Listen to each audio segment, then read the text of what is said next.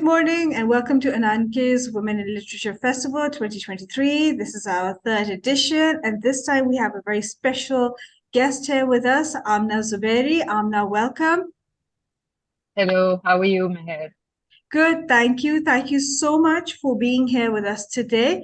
Sehrish, would you like to introduce our guest to our viewers?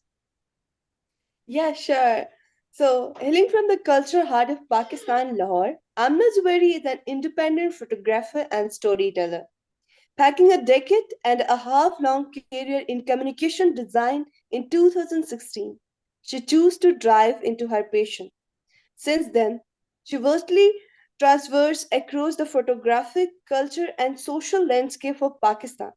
Photography is not only her passport to new experiences and learning about the world, but a voice in telling stories. Her visual captures time and evoke emotions spanning across topography and life.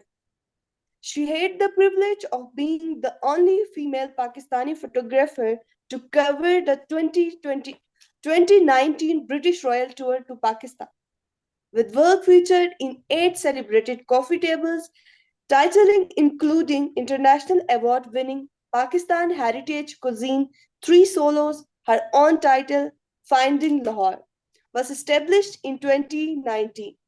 A visual journey shifts through the multiple layers of moods and senses of her birth city as she plugged to the surface the extraordinary in the ordinary. Her practice today include working with publishing houses, magazines, brands, development sectors, travel industry, and fashion and music industry. Thank you. Fantastic. Thank you so Welcome, much, ma'am. Sehrish. That was very flattering. Thank you so much, Thank you. Sehrish. Amna, so that's 8 books you've got. That's a big amount. Yes, I've been lucky enough to be able to do work on 8 books, out of which 3 were solos.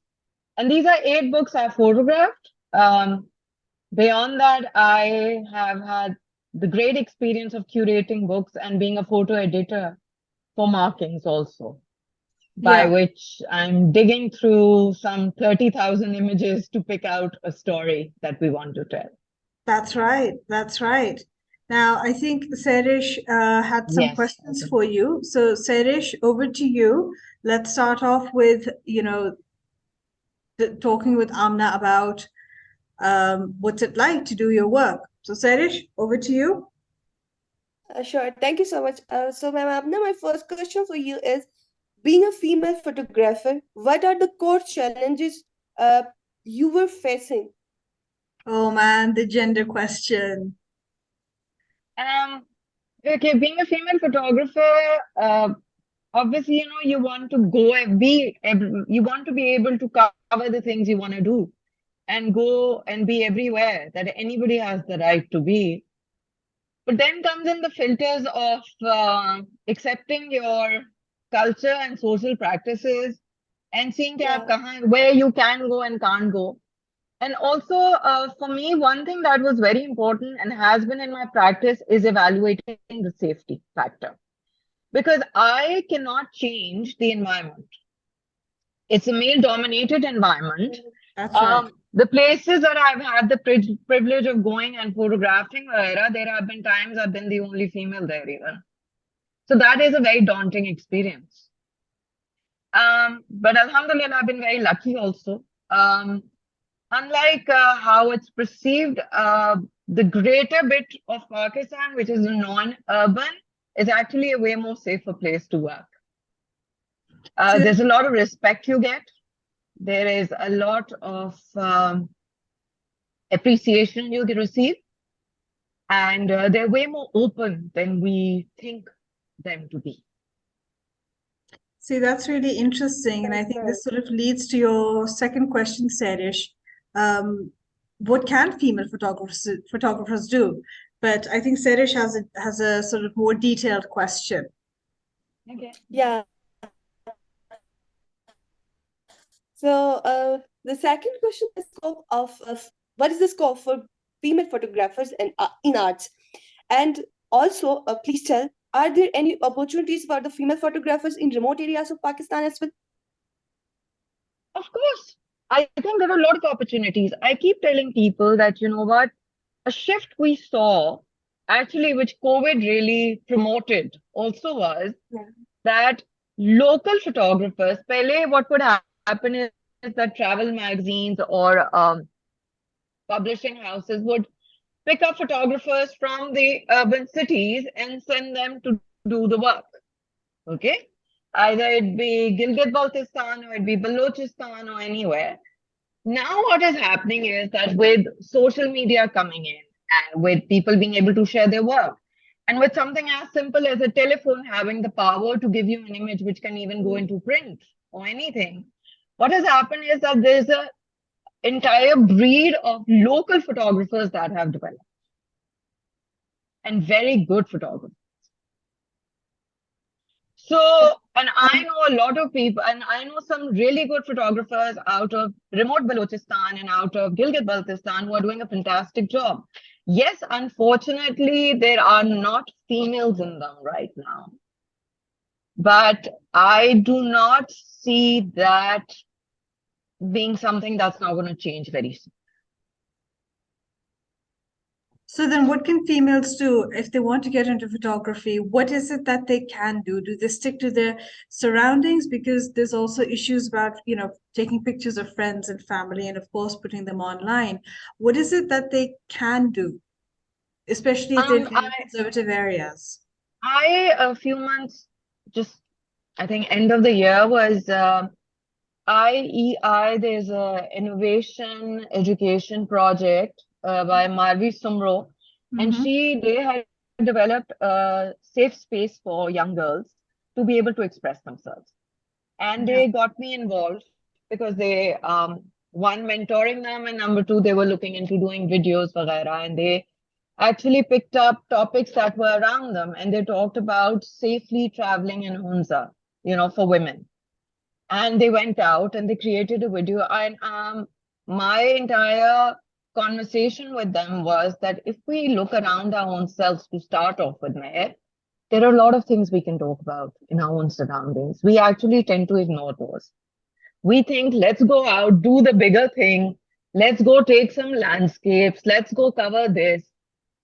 हमारी अपनी surroundings में, हमारे अपने घरों में इतनी कहानी, which can be told with consent or without putting somebody out there on the face.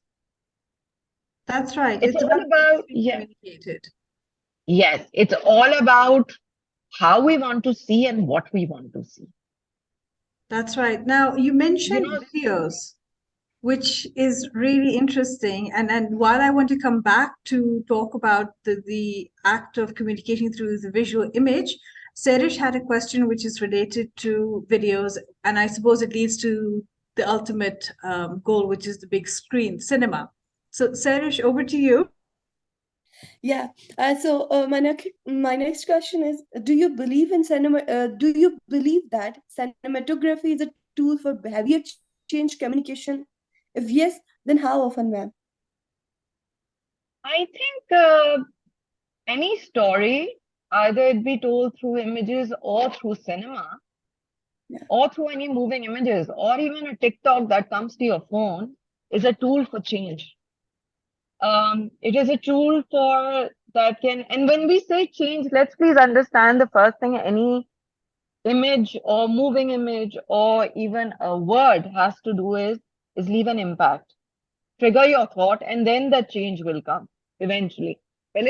Your thought has to change, So yes, and what has happened, fortunately or unfortunately over the years, is that the moving image has more impact compared to a static image. Yes. So, and it is way more accessible to create them even now. But does it really have more impact? I mean, when we look at your work, for example, you've taken photography as a form of cultural commentary. And like you said, you've done 8 books right now. So clearly the imagery is coming in where words have not just failed, but they've just not been able to communicate, especially in a visual culture like ours. Do you think imagery is the way to go when it comes to address societal issues and doing cultural commentary? Because the video comes and then you see it and it's over and done with. But a book is there forever, right? Exactly. It goes into history. I keep telling people that because I'm asked this a lot, that in today's age, and you're into publishing, Mehr, that where people have stopped looking at books and everything is online, even books are online now. That where does publishing industry stand, and where do you fall when it comes to it? And I keep telling them, that I'd rather my image go in a book than go on a website. Always. Absolutely. Because when it's printed, it's gone down in history. It's archived. On the web, we're bombarded so much with content that the value of that image, unless it's something that's really hit you, which is going to be 1 out of a million, it goes like this. Content has zero value in that sense. Yeah. But that's just it, right? So we have culture which is remaining undocumented largely in Pakistan. At this point, like you very correctly said, the way publishing is going and the value of the written word has gone down. I genuinely believe visual documentation is what is going to help Pakistan not just note down what it's about, but also maintain and document history as well. But Amna, what can be done to ensure more visual documentation is done? आपने तो अभी कहा है कि as females we have to look at our surroundings, and I think that's a very important point, especially in the face of climate change, right? Where you can actually document how nature is changing, the trees, the environment, the plants, floral. Also, how it's in rural areas, Mehr. I mean, in not urban areas, for example, climate change impact is way greater, because you're looking at, for example, a female who has animals, probably, for example, she is dependent on them for nourishment. She has her crop, where she is dependent on not only producing to sell, but she is dependent on producing to consume also. Now look at the impact of climate change on that. Soil erosion kitni zyada hai. I mean, Sehrish, you're from Hunza. We saw a massive devastation because of Shishparla burst when the lake burst. We saw orchards flowing away. We see land going. So water issues. So there is a lot of impact. And this, honestly, this is something that needs to be documented. And climate change will have cultural impacts, loss of culture, loss of language, because people will have to change their lifestyles to match, to combat climate change. That's so right. Because of that, the vulnerability of how we live becomes greater. The type of houses we live in. They were thousands of years old, traditional ways of creating. Will that survive or not? So there are multiple questions, Exactly. And this is where I think the visual documentation really makes a difference, because we've seen the reports coming out from the government. We've seen the news articles, written by local journalists. Locals have been interviewed. But I think jab tak wo visually capture nahi hota, there's not much of an impact. In fact, this reminds me of a photograph by the National Geographic, where they showed, and it looked like it was actually a plastic bag floating down underwater, and the top of it looked like an iceberg, and then it was actually showing that this is what's happening to nature, that plastic is killing out. Now that image has so much impact. I've seen that image, because the original image is actually an iceberg, that this is what you see, which is used as a metaphor for life, of what you get to see and what is below the surface. And they use the same and they kind of visually pick that up. So I think that in today's culture, in today's changing times, it has become way, way more important to document culture, because cultural erosion and cultural change is way more faster. That's and right. That could, yes, it's way more faster. So And it's not that you're holding on to something and you're not letting it go. Because yes, there's this dichotomy of progress versus cultural and practices or traditional practices there. And it's not a dichotomy. I think both can coexist.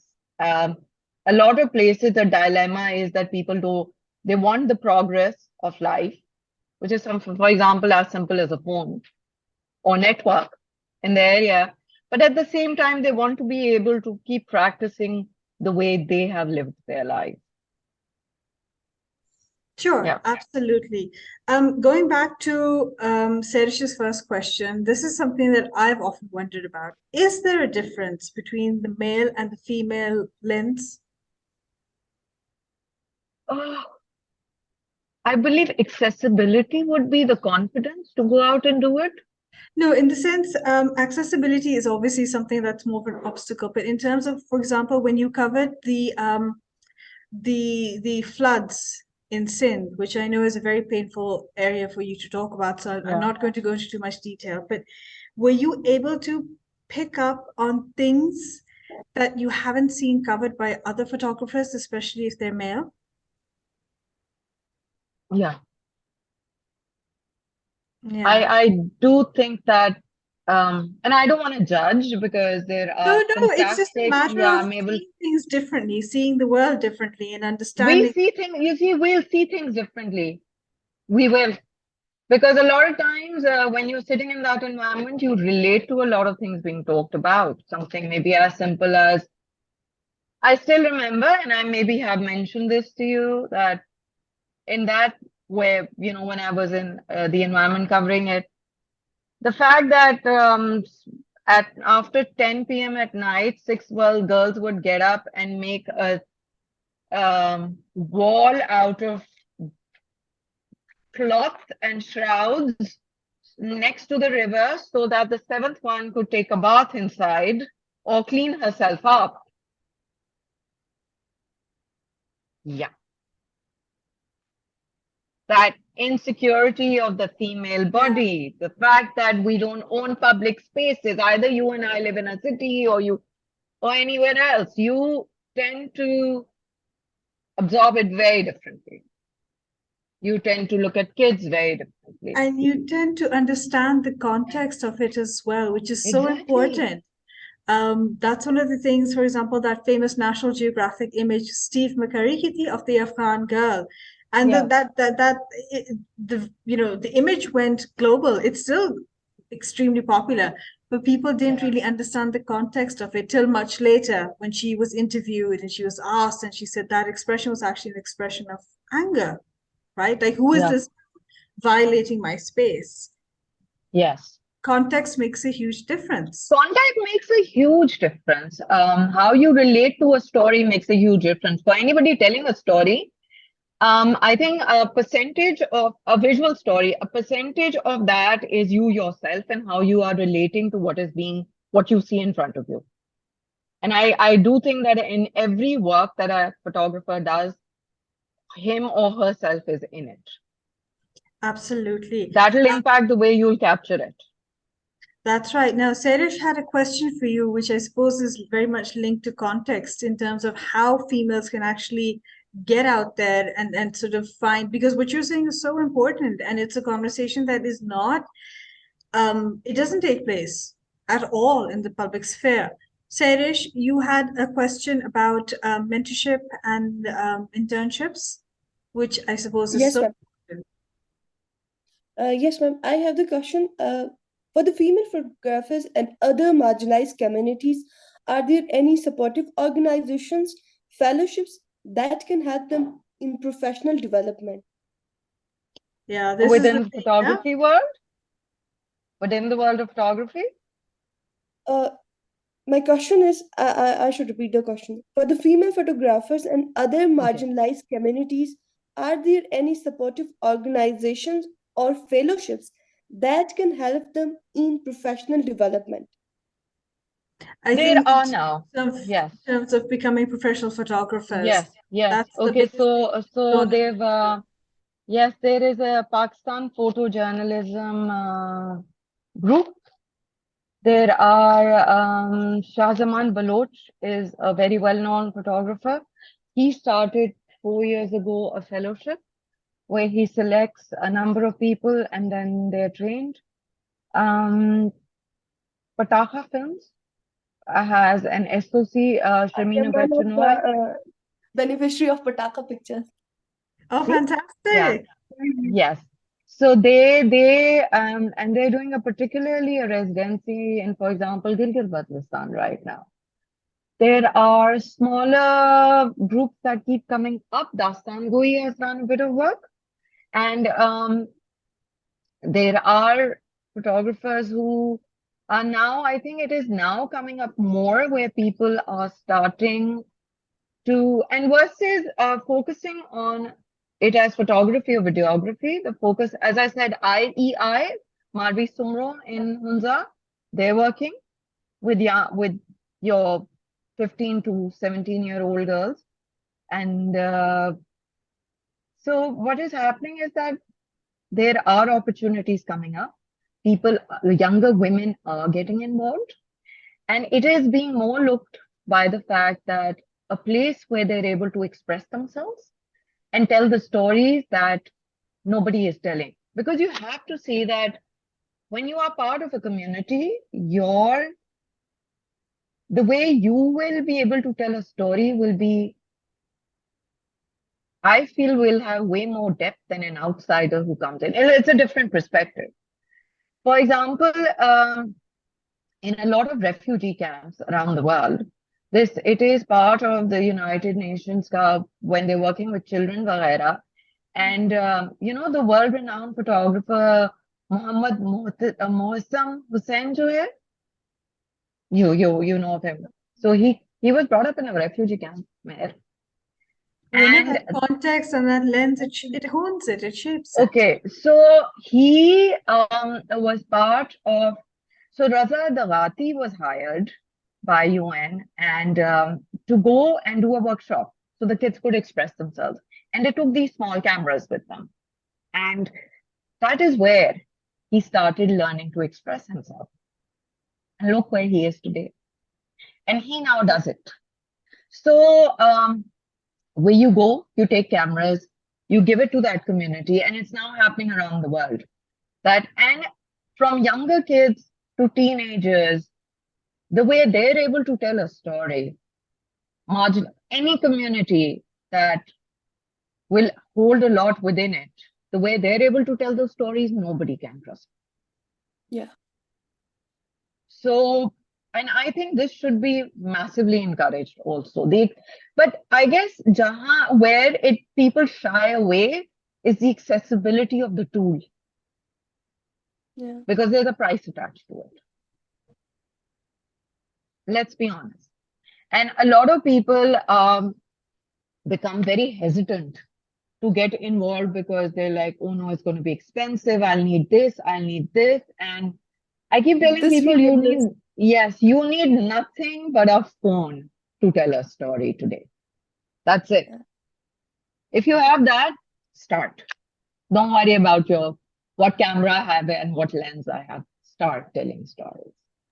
I think that's one of the things that people certainly, I mean, I am guilty of that as well. Sometimes when I look at it and I think, oh, this is nice, but I don't have the right camera to capture and you feel you don't have the right to express that. Don't have the enough resources to do the work. Don't have the encouragement from the community. So there are a lot of excuses. Yeah, you're right, Sehrish. Absolutely. It's a mix of a lot of things.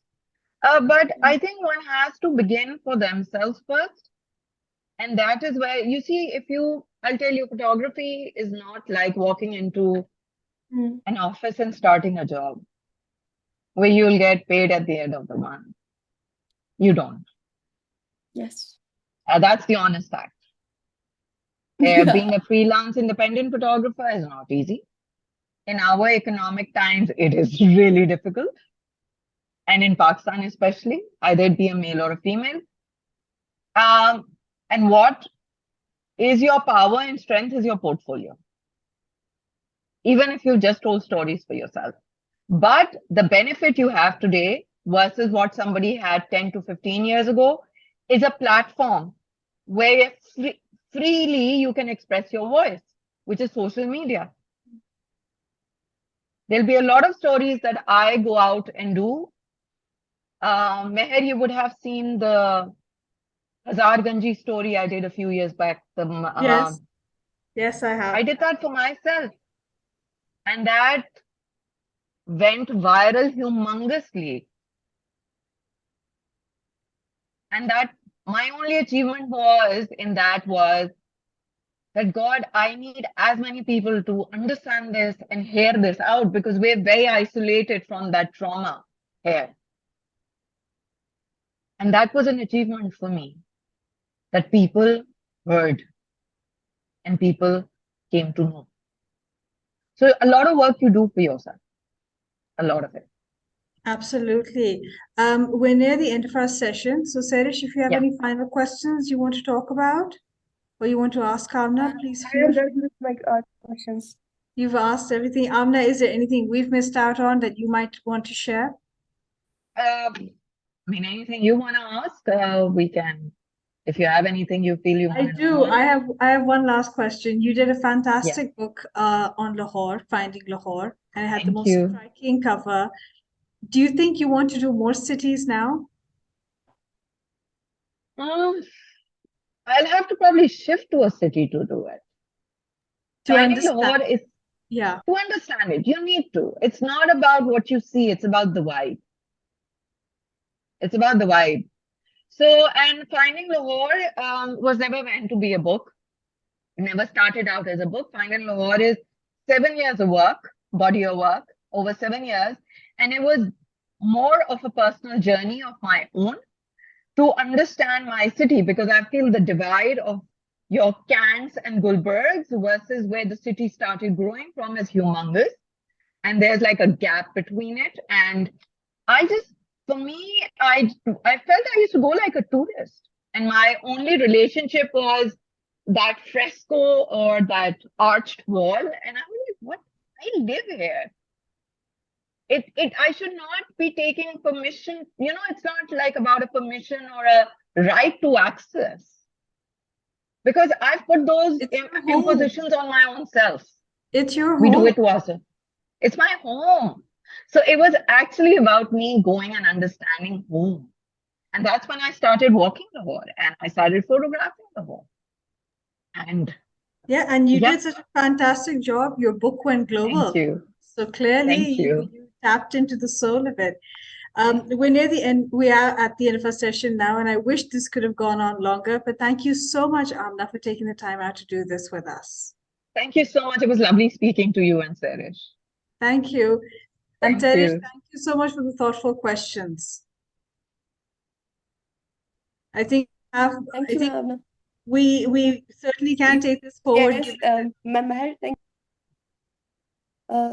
voice distortion, can you repeat, ma'am, please? No, I said we can certainly take this forward, knowing that you're into cinematography Sure. and Amna's into photography, so we can certainly take this forward at a later stage. Thank you so much. Most welcome anytime. Looking forward. Okay. Thank Take you. care, Mehr. Take Okay, care. bye-bye. Bye. Bye. Bye.